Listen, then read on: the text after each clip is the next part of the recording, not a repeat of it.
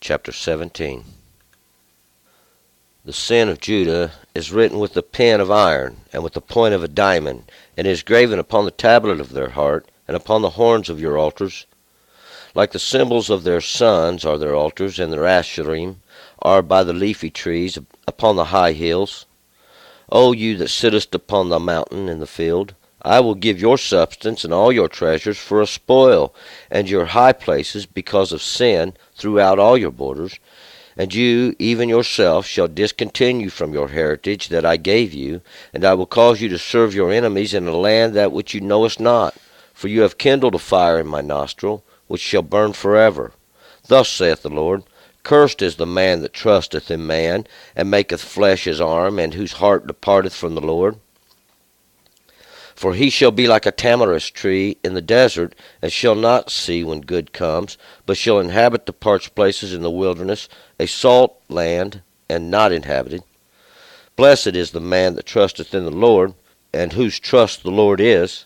For he shall be a tree planted by the waters, and that spreadeth out its roots by the river, and shall not see when heat comes, but its foliage shall be luxuriant, and there shall not be anxious, and shall not be anxious in the year of drought, neither shall cease from yielding fruit.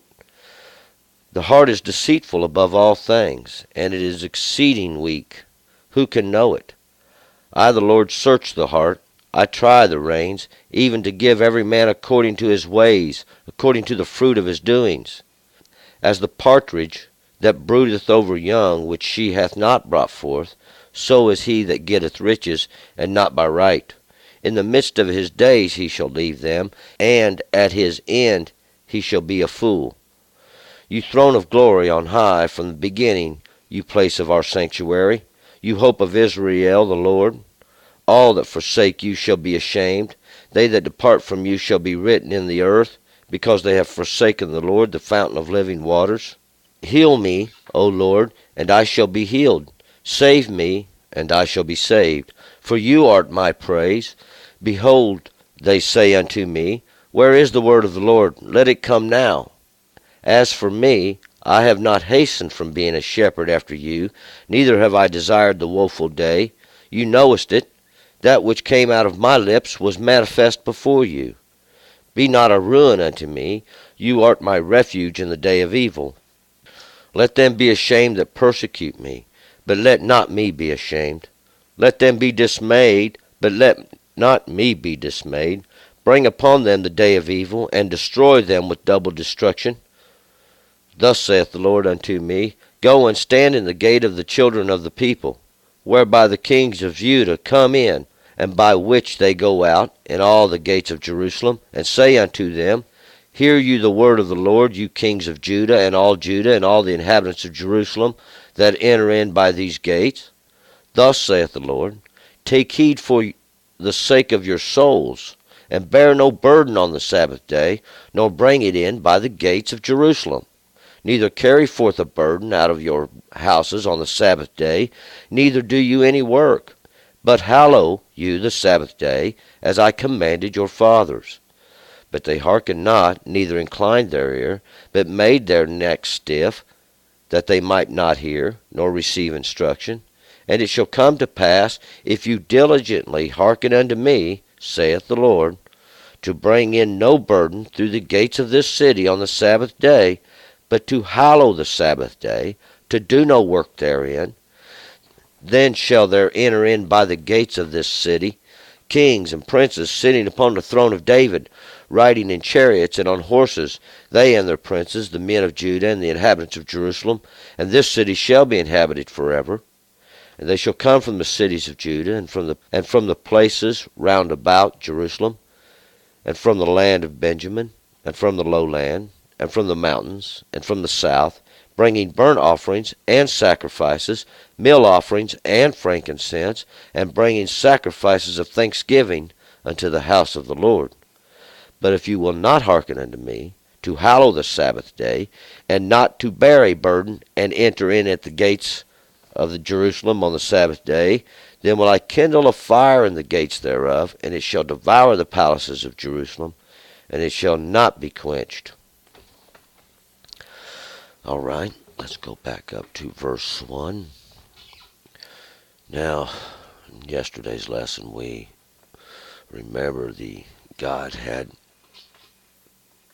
sentenced now Jerusalem. He was told Jeremiah not to have any sons or daughters or take a wife in this city because he's going to destroy this city and everybody in it. And ain't nobody going to be there to mourn. Nobody's going to be there to feel sorry because they have transgressed against God and they have loved it so.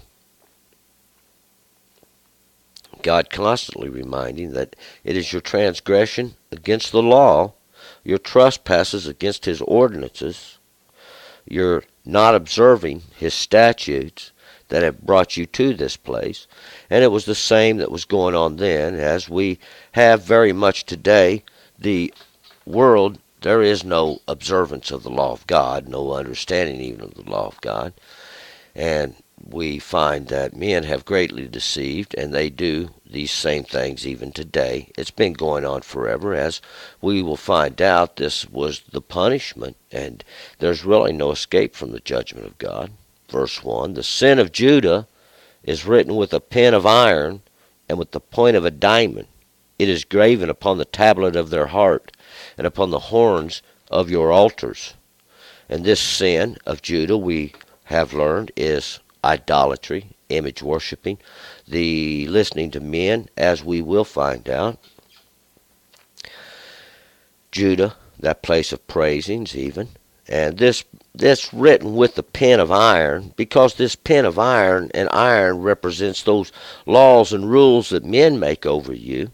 And it's more than obvious that men do these things. Men set up these councils to make you look so holy and hallowed, and yet they never teach the law of God. This point of a diamond, this point of a diamond is, this diamond is more like a hard object made pointy, even a flint or an adamant stone such as a diamond, but it's more about your deeds or what you're doing. See, these things you do are this point of the diamond. It's graven upon the tablet of your heart, or on your understanding even, the essence of your being, and upon the horns of your altars. And these are your strengths. These are the things you do. What you do is make a prosperous way to do evil to. Like the symbols of their sons are their altars, and their asherim are by the leafy trees upon the high hills. And we know what these asherim are. These asherim, asher is a step. It's a little step. It's a step up, a step forward. We can call it progress, but it's more or less to symbolize an altar even. And these altars, these many altars, these asherim, are by the leafy trees. Of course, these were every pleasant place is what the leafy trees are, and they're upon the high hills where they can be seen from a distance. And these high hills are these exalted places, and all this represents idolatry together. But these symbols of their sons are their altars. Symbols is not really a good word here. I believe King James translates it as remember, and that's really pretty close to what it means. It's like the memories of your sons are your altars, and because that's what it's like, the memory of your children when they're growing up, and that's what your altars have become to you. 3. O you that sittest upon the mountain in the field, I will give your substance and all your treasures for a spoil, and your high places because of sin throughout all your borders. And at that time, we was talking to Jerusalem, this place of peaceful teachings, and still are talking to Jerusalem, that place of peaceful teachings, even that place where men teach these lies and these lack of understanding. And this is the great sin. They cause people to go after idols and images. And these are the ones that sit upon the mountain, this exalted place, even this place they made for themselves there. But all their substance and all their treasures will find, see, God gave away. 4. And you, even of yourself, shall discontinue from your heritage, that I gave you, and will cause you to serve your enemies in a land that which you knowest not, for you have kindled a fire in my nostril, which shall burn forever. And what had they done? And this fire in the nostril is compared to the nostril here is really much like great anger. In my anger, you kindled a great fire. This fire of even idolatry, that where they cause the souls to be burned. The nostril is because it is like a stench. It's like a foul odor even come up unto God, and this is what's caused his great anger. 5. Thus saith the Lord, Cursed is the man that trusteth in man, and maketh flesh his arm, whose heart departeth from the Lord. Cursed is the man that trusteth in man, and cursed is the man that maketh the flesh his arm, or the flesh of the body his strength, because it takes a combination both of understanding. See, it does no good, and we're talking about the law here, to keep the law without true understanding. See, when the law is used like a rule over you, you really don't have any understanding of the law. The law was given for benefit, therefore it has to be taught as a benefit. See, it's given to you for your own good, and sometimes these things can be hard to understand, but we just ask the Lord for understanding, because it is him, we're going to find out, that has delivered you where you're at today. 6. For he shall be like a tamarisk in the desert, and shall not see when good comes, but shall inhabit the parched places in the wilderness, a salt land and not inhabited. And this is the man that trusts in men. These are the ones who listen to men and listen to them. I've said it 1,000 times. Run their mouths, teaching ignorance for their gain. They've just running a con operations, all they're doing. They're just like a tamarisk tree in the desert. And really this tamarisk here is something that's been stripped down and made bare in the desert, see, in this dry, parched place. They'll not know when good comes, see. They'll just inhabit the parched places in the wilderness, these places that have been scorched even by fire, in the places where the words drive out, because that's where they're at. A salt land and not inhabited, because it's good not to plant there. It's a salt land. Nothing's going to grow in the soil. 7. Blessed is the man that trusts in the Lord, and whose trust the Lord is. And this man who trusts in God and God's law and God's understanding will find he is going to prosper a lot better, fare a lot better, just through his understanding. If he keeps the law with understanding, see, it becomes a pleasure to keep the law. 8. And this right here, we could find this in, if we went to Psalms 118, verse 8, you're better off to seek refuge in God than to trust in man. 8. For he shall be as a tree planted by the waters, and spreadeth out its roots by the river, and shall not see when heat comes, but its foliage shall be luxuriant, and shall not be anxious in the year of drought, neither shall cease from yielding fruit. Because that's what happens to somebody who trusts in God, see, and you trust in the understanding of God. You're going to be like a tree planted by the river, where there's always water, where there's always nourishment. Even when the drought comes, there'll be a little left in the banks and seeped into the sides, and it deep with under the river bed itself. See, that's what this all means. There's always a little water there. Your foliage will be luxuriant, and you won't be anxious in the year of drought, in the greater understanding, because in the greater understanding of it all, that's what it is, the parching. 9. The heart is deceitful above all things, and it is exceedingly weak. And this heart is really your understanding, what makes you you. And it's easily deceived. It's easily misled. and because it's exceedingly weak, just like your flesh is very weak, and it deceives the understanding to give in. Who can know it? Who will understand these things? 10. I, the Lord, search the heart. I try the reins, even to give every man according to his ways, according to the fruit of his doings. God has done this, see, according to the fruit of your doings. And that's why you have to pray to God. You have to understand that God has done this because you have erred in the transgression of the law, see, and that's why you have been delivered here. Understanding that you have been taught to do these things. See, you have been taught to do these things. You have been led astray, but God is trying to wake you up, open your eyes, and make you understand that if you keep the law in understanding, the law, 11, as the partridge that broodeth over young, which she hath not brought forth, so is he that getteth riches, and not by right. In the midst of his days he shall leave them, and at his end he shall be a fool.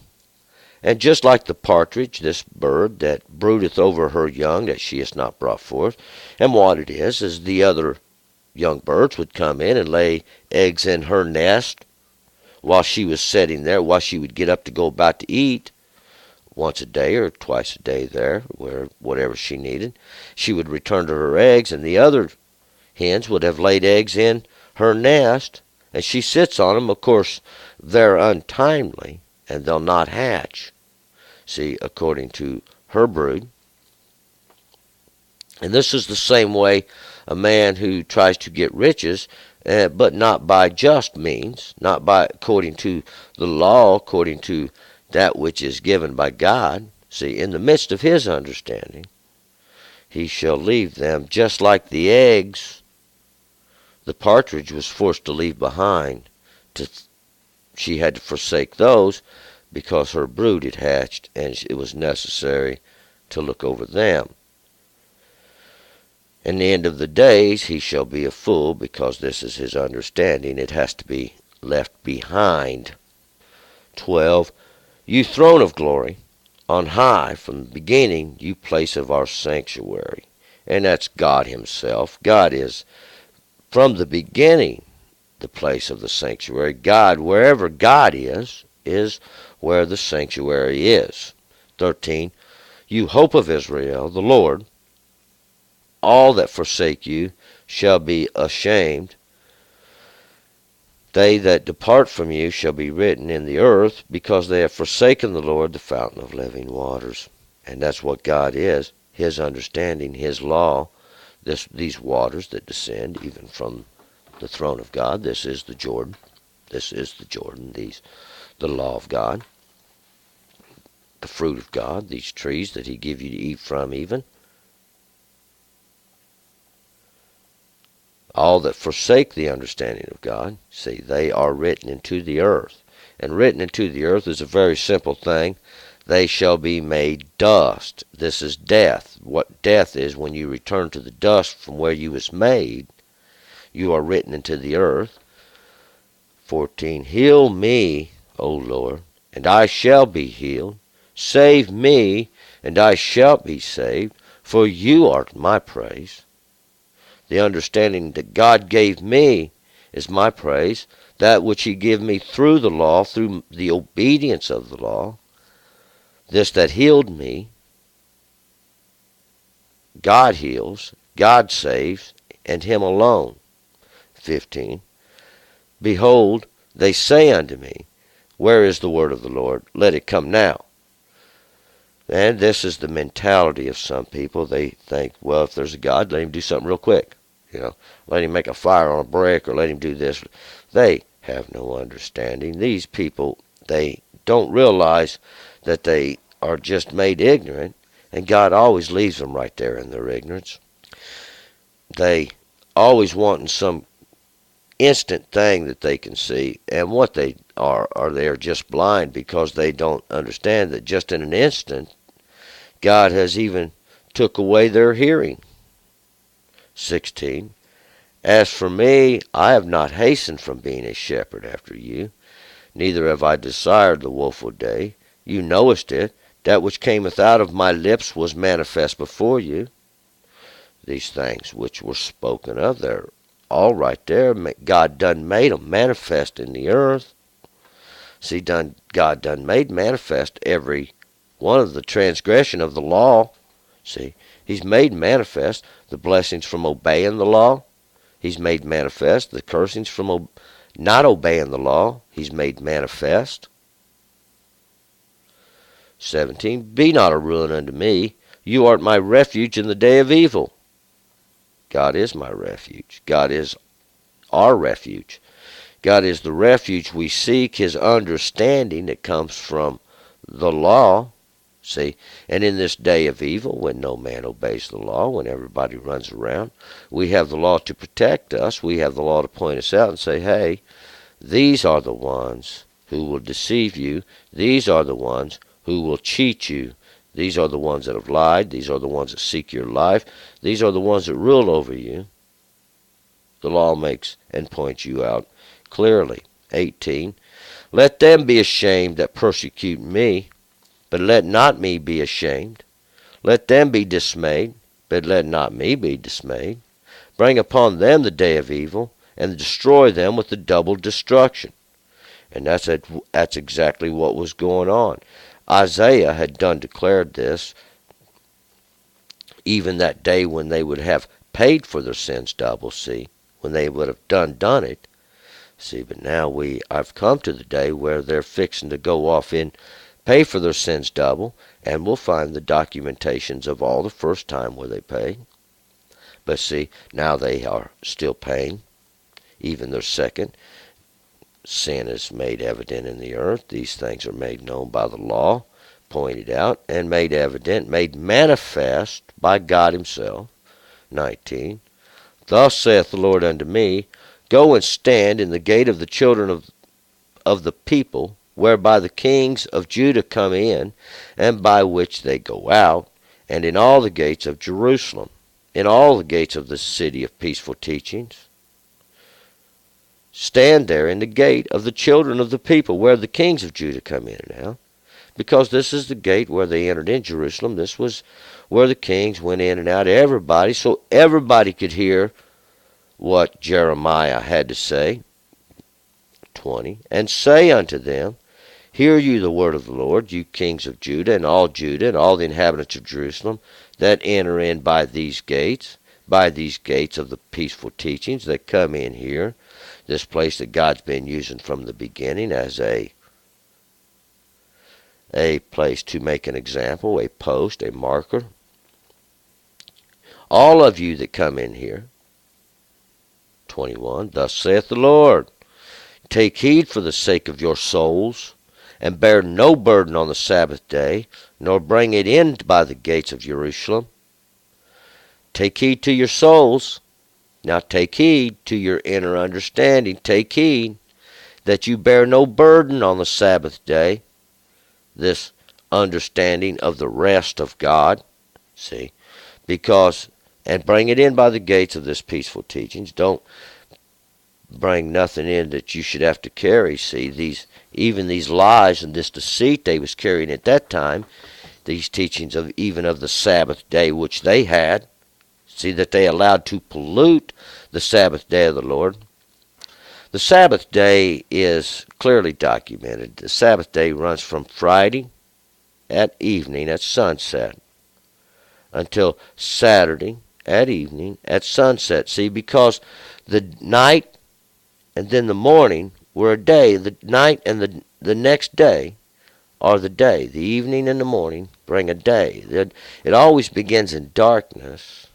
Always with darkness, and then does the light come. But this Sabbath day here is a day they should have just let off in their understandings and left God's understanding. 22. Neither carry forth a burden out of your houses on the Sabbath day, neither do you any work, but hallow you the Sabbath day, as I commanded your fathers. Hallow the Sabbath day. Set that day aside. See, For that was the day that the Lord rested. But we'll find that men give no rest. Men don't seek no rest. They always going out and running their mouths and teaching constantly, trying to get their gain, trying to make their dollar, trying to satisfy the flesh. But this was not the purpose of the Sabbath day. The Sabbath day was so that you would rest, and even rest from the oppression of oppressing the people. See, rest from the rule over the people. This was what this understanding is for, that you might stop, hear the word of God, and return. We're going to find out about this year of release later on that was declared. Of course, they didn't stay to it. 23. But they hearkened not, neither inclined their ear, but made their necks stiff, that they might not hear nor receive instruction. And that's what they did. They hearkened not. They didn't listen to what God had to say. They didn't incline their ear. They didn't turn towards His understanding. But they made their necks stiff. They made another way, see, that they might not hear, that they didn't have to listen. Oh, well, this is the agreement now. Nor receive instruction. And that's why it was done, so that you didn't have to listen no more, so that you didn't have to have any understanding no more, because they're going to stay and control all understanding. They know what's best for you. But society has got something else to say. 25. And it shall come to pass, if you diligently hearken unto me, saith the Lord, to bring in no burden through the gates of this city on the Sabbath day, but to hallow the Sabbath day, to do no work therein. And that's all they had to do, was listen to God, try to get understanding from God, try to have some understanding that God was trying to give, but they always have a different deal. They always have a better way to do things. They do not set aside the Sabbath day. They do not set aside the understanding of rest. And they continue constantly. But God commanded, you shall do no work in that day. No servile work. 25. Then shall there enter in by the gates of this city kings and princes sitting upon the throne of David, riding in chariots and on horses, they and their princes, the men of Judah and inhabitants of Jerusalem. And this city shall be inhabited forever. Of course, this was a great promise. This was a great promise. If, see, we're going to have that little qualifier, if, that magic word, that word that introduces the covenant which God made in the beginning. If you will obey my law, if you will observe my law, if you will do these things, then will. But see, we're going to find out there's always the secondary qualifier, if you will not. See, and that's going to be what the prophets said they chose. They chose death instead of life. Chose death instead of life. And just like we've been told, it wasn't a smart choice to make your strength men.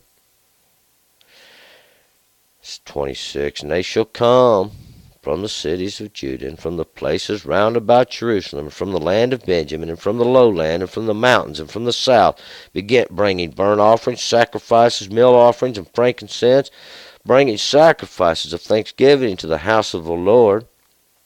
See, if they could have done this with understanding, it would have been a great and wonderful thing, but we'll find out that's not what happened then, and that's not what happened today. But they chose death instead of life. See, these cities of Judah, these cities of praise, these places of peaceful teachings, in the land of the work of God's, even the land of the flesh, and up on the high mountains, these exalted places, from the parched places, they would have brought burnt offerings, these things that were made by fire, and sacrifices, if they would have, and meal offerings, these Meal offerings, those of harvest even, these frankincense, these things that would have made a sweet odor unto God, according to the law, of course, and bringing sacrifices of thanksgiving, giving thanks unto God for understanding, for the law which he gave in the beginning to give you understanding. 27. But if you will not hearken unto me, to hallow the Sabbath day, and not to bear a burden, and enter in by the gates of Jerusalem on the Sabbath day, then will I kindle a fire in the gates thereof, and it shall devour the palaces of Jerusalem, and it shall not be quenched. And we'll find this was the decision they made. They chose not to listen to God.